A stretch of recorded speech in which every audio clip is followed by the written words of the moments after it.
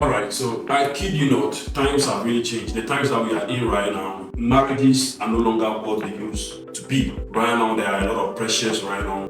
Those days, gone are the days when you have your child and the child belongs to everybody and all that, right? Everybody is fighting for their own child. I remember in my childhood, I used to live in a very big compound house, and there was this man, may his soul rest in peace. And then those days, when you are working in the public, or I don't know if he's still there, but he used to bring food stuff to the house and all that. I forget the firm in which he was like working, but he used to bring food stuff to the house and the wife would be cooking for all his children. And even outside the children, those of us who used to live on the same compound, we also get food from his kitchen to eat.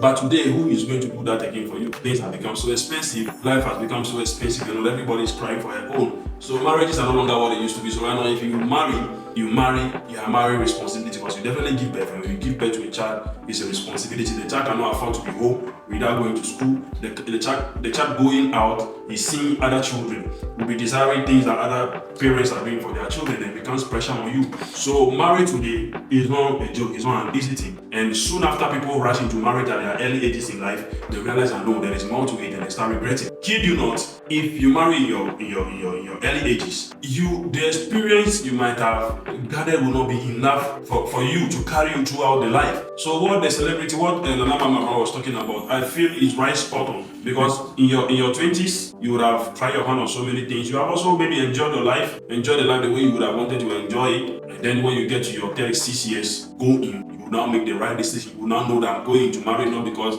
I have fallen in love with somebody and you want to go and get married, but you have actually found a life partner, someone that understands your aspirations in life. And also as a man, if they said the life begins at 40, when you're in 40s going, then you would have been focused, you would have gone in for stability, somebody that can carry your vision, not just someone that will carry your child. You understand? Because as parents, one thing which we must be careful of is not to just produce babies, but these babies should have direction. They should be their first point of inspiration, their first point of education. But if you don't have the experience, you are just a young person. I even wonder what people teach their children this. They no wonder society is going down.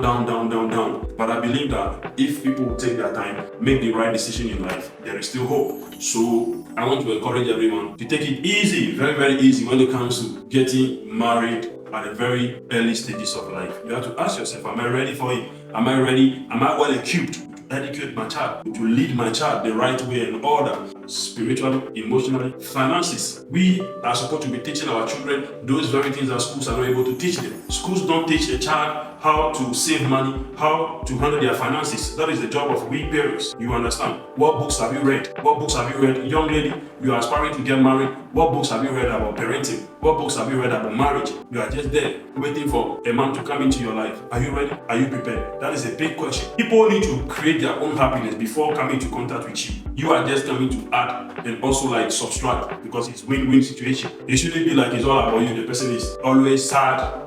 No, people like that don't have a life of their own. People like that, they will not let you progress in life. You understand? So some of these things are things that we need to look at. We need to look at and work on, not just saying that I want to get married. People get married for so many wrong reasons. People get married because they have seen the guy can do ta very well. When you marry cannot sustain your marriage for you because there is pressure. Your child is there. You pay fees. You go. You do this. You do that. So they cannot marry for you. So guys, we need to look at it. We need to look. That is why the marriage system all over the world is going down.